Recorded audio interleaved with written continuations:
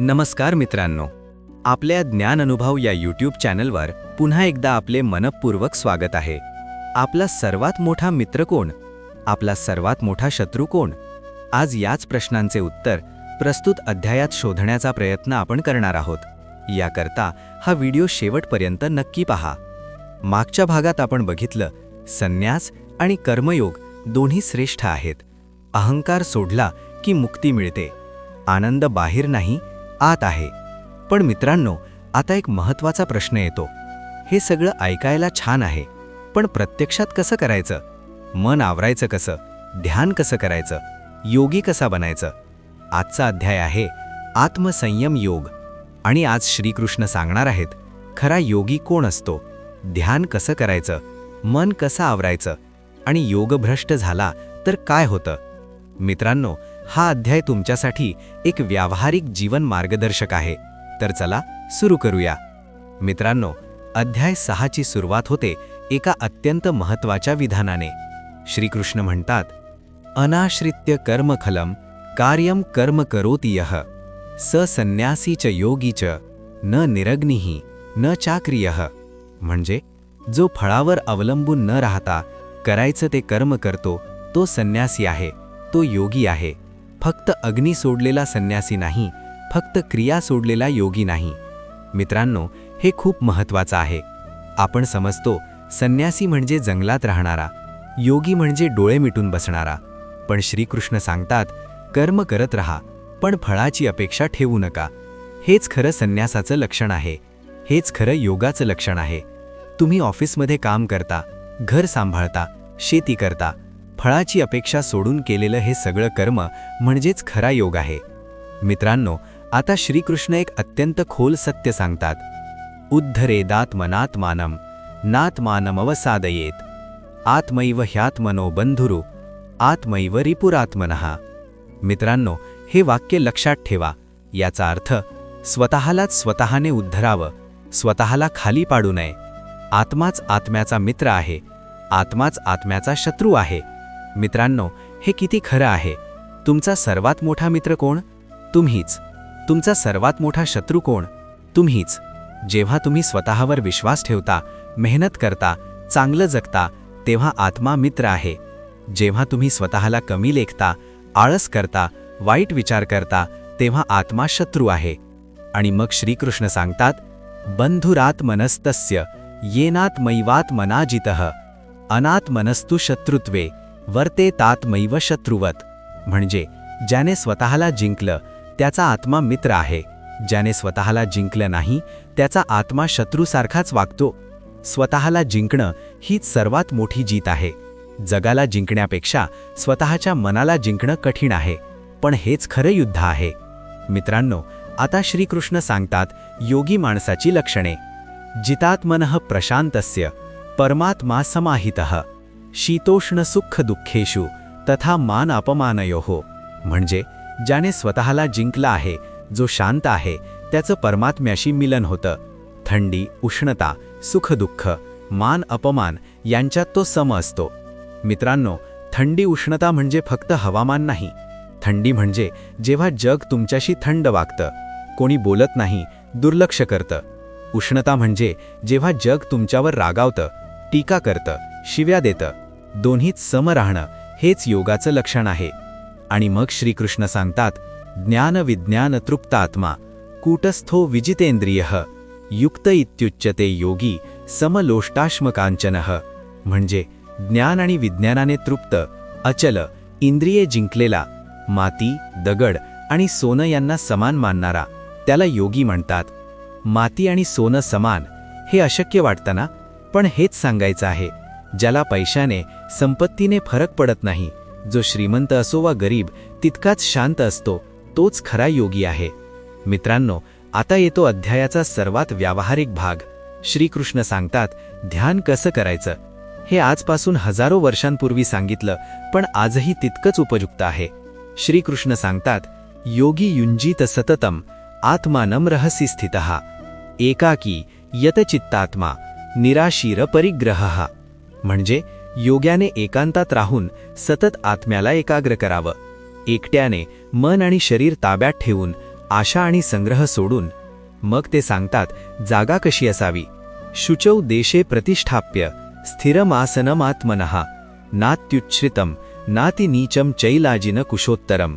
म्हणजे पवित्र जागी स्थिर आसन घालावं, खूप उंच नाही, खूप सखल नाही, कुश, मृगाजिन आणि कपडा अंथरून. आणि ध्यान कसं करायचं? तत्रैकाग्रम मनः कृत्वा यतचित्तेंद्रियक्रियः उपविश्वासने युञ्जाय योगात्मविशुद्धये. म्हणजे त्या आसनावर बसून मन एकाग्र करून चित्त आणि इंद्रियांच्या क्रिया ताब्यात ठेवून आत्मशुद्धीसाठी योगाभ्यास करावा. मित्रांनो, हे ध्यानाचे मूलभूत नियम आहेत. पहिला नियम एकांत. गोंगाटात ध्यान होत नाही. रोज किमान 15-20 मिनिटे एकट्याने शांत जागी बसा. दुसरा नियम स्थिर आसन. आरामदायक पण सावध बसणं. पाठीचा कणा ताठ पण ताण नाही. तिसरा नियम एकाग्रता. एका गोष्टीवर लक्ष केंद्रित करा. श्वास, मंत्र किंवा परमात्मा. चौथा नियम नियमितपणा. रोज एकाच वेळी, शक्यतो सकाळी.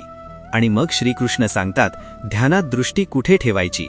समम काय शिरोग्रीवम धारयन्नचलम स्थिरः संप्रेक्ष्य नासिकाग्रम स्वम दिशश्चानवलोकयान. म्हणजे शरीर, मान आणि डोकं सरळ रेषेत ठेवून अचल आणि स्थिर राहून आपल्या नाकाच्या टोकाकडे दृष्टी ठेवून इकडे तिकडे न पाहता. मित्रांनो, हे आजच्या योगा आणि मेडिटेशनच्या सगळ्या पुस्तकांचा आधार आहे. हजारो वर्षांपूर्वी श्रीकृष्णाने सांगितलेलं आज जगभर वापरलं जातं. मित्रांनो, आता श्रीकृष्ण सांगतात योगी माणसाची जीवन कसं असावं. नात्यश्नतस्तु योगोस्ति न चैकांत मनश्नतः न चात्य स्वप्नशीलस्य जाग्रतो नैव चार्जुना. म्हणजे हे अर्जुना, खूप जास्त खाणाऱ्याला योग नाही, अजिबात न खाणाऱ्यालाही योग नाही, खूप जास्त झोपणाऱ्याला योग नाही, अजिबात जागणाऱ्यालाही योग नाही. मित्रांनो, मध्यम मार्ग हेच बुद्धाने सांगितलं, हेच श्रीकृष्ण सांगतात. अति सर्वत्र वर्जयेत. कशातही अति नको. जेवण मध्यम, झोप मध्यम, काम मध्यम, विश्रांती मध्यम. आणि मग श्रीकृष्ण सांगतात युक्तहार विहारस्य युक्त चेष्टस्य कर्मसु युक्त स्वप्नावबोधस्य योगो भवति दुःखः. म्हणजे ज्याचा आहार विहार नियमित आहे, ज्याच्या कर्मातील प्रयत्न नियमित आहेत, ज्याची झोप आणि जागणं नियमित आहे, त्याचा योग दुःख नष्ट करतो. मित्रांनो, नियमितपणा हाच योगाचा पाया आहे. रोज ठराविक वेळी उठणं, ठराविक वेळी जेवणं, ठराविक वेळी झोपणं, ठराविक वेळी ध्यान करणं. हे करणारा माणूस आपोआप शांत आणि निरोगी होतो. मित्रांनो, आता येतो अध्यायाचा सर्वात मानवी भाग. अर्जुन श्रीकृष्णाला एक प्रश्न विचारतो आणि हा प्रश्न आपल्या सर्वांच्या मनातला आहे. अर्जुन म्हणतो, चंचलम हि मनः कृष्ण प्रमाथी बलवद्दृढम तस्याहम निग्रहम मन्ये वायोरिव सुदुष्करम. मित्रांनो, हे वाक्य ऐका. याचा अर्थ, हे कृष्णा, मन चंचल आहे, उद्दाम आहे, बलवान आहे, कठीण आहे. त्याला आवरणं वाऱ्याला हाताने थांबवण्या इतकं कठीण वाटतं मला. मित्रांनो, अर्जुन किती खरं सांगतो. आपणही हाच अनुभव घेतो. ध्यानाला बसतो आणि मन सुटतं. कुठे भटकता? ऑफिसला जातं, घरी जातं, बाजारात जातं. मन आवरणं म्हणजे वाऱ्याला हाताने थांबवणं. श्रीकृष्ण हसतात आणि म्हणतात, असंशयम महाबाहो मनो दुर्निग्रहम चलम अभ्यासेन तु कौंतेय वैराग्येणच गृह्यते. म्हणजे हे महाबाहो, निसंशय मन चंचल आहे, आवरणं कठीण आहे, पण हे कौंतेय अभ्यासाने आणि वैराग्याने आवरता येतं. उपाय आहे अभ्यास आणि वैराग्य. अभ्यास म्हणजे रोज सराव, रोज ध्यान, रोज मनाला एकाग्र करण्याचा प्रयत्न. एक दिवसात जमत नाही, महिन्यात जमत नाही, पण वर्षानुवर्ष केलं तर नक्की जमतं. वैराग्य म्हणजे बाहेरच्या गोष्टींत रस कमी करणं. टीव्ही कमी, ध्यान जास्त, गॉसिप कमी, स्वाध्याय जास्त, विनाकारण भटकणं कमी, एकांत जास्त. मित्रांनो, आजकाल मोबाईल आणि सोशल मीडिया हे मनाचे सर्वात मोठे शत्रू आहेत. सतत नोटिफिकेशन्स, सतत स्क्रोलिंग, सतत कॉन्टेंट, यातून मन कधीच शांत होत नाही. रोज किमान 1 तास मोबाईलपासून दूर राहा आणि बघा कसा फरक पडतो. मित्रांनो, आता येतो अध्यायाचा एक अत्यंत महत्त्वाचा प्रश्न. अर्जुन विचारतो, अयतिहि श्रद्धयोपेतो योगाच्चलितमानसः अप्राप्य योग संसिद्धिम कामगतीम कृष्ण गच्छति.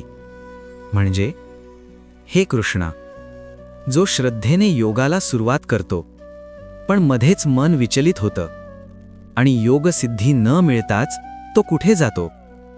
मित्रांनो, हा प्रश्न आपल्यालाही भेडसावतो. आपण ध्यान सुरू करतो, काही दिवस करतो, मग बंद होतं. योगाभ्यास सुरू करतो, काही दिवस होतं, मग सुटतं. मग माझं काय होणार? ही भीती असते. श्रीकृष्ण अत्यंत आश्वासक उत्तर देतात. पार्थ नैवेह नामुत्र विनाशस्तस्य विद्यते न हि कल्याणकृत कश्चिद दुर्गतीम तात गच्छति. मित्रांनो, हे ऐकून किती बरं वाटतं. याचा अर्थ, हे पार्था, त्याचा या लोकात किंवा परलोकात कुठेही नाश होत नाही, कारण चांगलं करणारा कोणीही दुर्गतीला जात नाही. चांगलं करणारा कधीच नाश पावत नाही. मग श्रीकृष्ण सांगतात तो पुढे कुठे जातो? प्राप्य पुण्यकृतान लोकान उषित्वा शाश्वती समाहा शुचीनाम श्रीमताम गेहे योगभ्रष्टो भिजायते. म्हणजे पुण्यवानांच्या लोकात राहून अनेक वर्षे तिथे राहिल्यावर योगभ्रष्ट माणूस पवित्र आणि श्रीमंत कुळात जन्म घेतो. किती सुंदर आहे हे.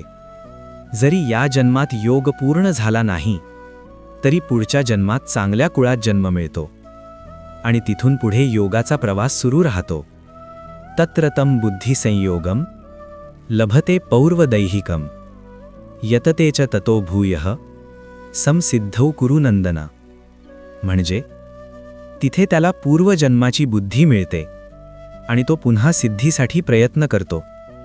मित्रांनो, आत्मज्ञानाचा प्रवास कधीच वाया जात नाही. एका जन्मात सुरू केलेलं पुढच्या जन्मातही चालू राहतं. म्हणूनच आजपासून सुरुवात करा. उशीर झालेला नाही. प्रयत्न कधीच वाया जात नाही. मित्रांनो, अध्यायाच्या शेवटी श्रीकृष्ण सांगतात, सर्वोच्च योगी कोण आहे? तपस्वीभ्यो धिको योगी ज्ञानीभ्यो अपि मतो अधिकः कर्मीभ्यश्चाधिको योगी तस्मात् योगी भवार्जुना. म्हणजे योगी तपस्व्यांपेक्षा श्रेष्ठ आहे, ज्ञान्यांपेक्षाही श्रेष्ठ आहे, कर्मकांड्यांपेक्षाही श्रेष्ठ आहे. म्हणून हे अर्जुना, तू योगी हो. मित्रांनो, श्रीकृष्ण सांगतात, योगी हा सर्वांपेक्षा श्रेष्ठ. तपस्वी म्हणजे जो कठोर तपस्या करतो, ज्ञानी म्हणजे जो शास्त्रे जाणतो, कर्मकांडी म्हणजे जो विधी पार पाडतो, पण योगी जो स्वतःला जिंकतो तो सर्वांपेक्षा श्रेष्ठ. आणि मग श्रीकृष्ण सांगतात, कोण सर्वश्रेष्ठ योगी आहे? योगी नामपि सर्वेषां मद्गते नांतरात्मना श्रद्धावान भजते यो माम स मे युक्ततमो मतः. मित्रांनो, हा अध्यायाचा शेवटचा श्लोक. याचा अर्थ, सर्व योग्यांमध्ये जो माझ्यावर श्रद्धेने आत्म्याने माझ्यात स्थिर होऊन माझी उपासना करतो तो सर्वात श्रेष्ठ योगी आहे.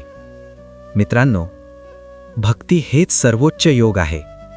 ज्ञान असो, कर्म असो, तपस्या असो, शेवटी परमात्म्यावर प्रेम हेच सर्वोच्च आहे.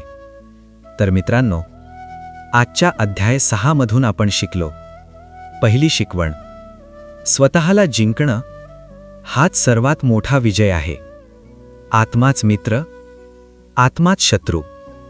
दुसरी शिकवण, ध्यान करा. रोज नियमितपणे. अभ्यास आणि वैराग्याने मन आवरता येतं. मोबाईल कमी, ध्यान जास्त. तिसरी शिकवण, मध्यम मार्ग स्वीकारा. जेवण, झोप, काम सगळ्यात संतुलन. अति सर्वत्र वर्जयेत. चौथी शिकवण, योगाचा प्रयत्न कधीच वाया जात नाही. या जन्मात नाही जमलं तर पुढच्या जन्मात पुढे जातो. सुरुवात करा आजच. पुढच्या भागात आपण पाहणार आहोत अध्याय 7, ज्ञान विज्ञान योग. परमात्मा कसा ओळखायचा, माया म्हणजे काय, आणि 4 प्रकारचे भक्त कोण असतात, हे सगळं पुढच्या भागात. जर हा व्हिडिओ तुम्हाला आवडला असेल तर लाईक करा, शेअर करा आणि ज्ञान अनुभव या यूट्यूब चॅनलला सबस्क्राईब करायला विसरू नका. तुमच्या मनात काही प्रश्न असतील तर कमेंटमध्ये नक्की लिहा. मी प्रत्येक कमेंटला उत्तर देण्याचा प्रांजल प्रयत्न करेन. भेटूया पुन्हा पुढच्या भागात. इति श्रीमद भगवद्गीता अध्याय 6 आत्मसंयम योग संपूर्ण.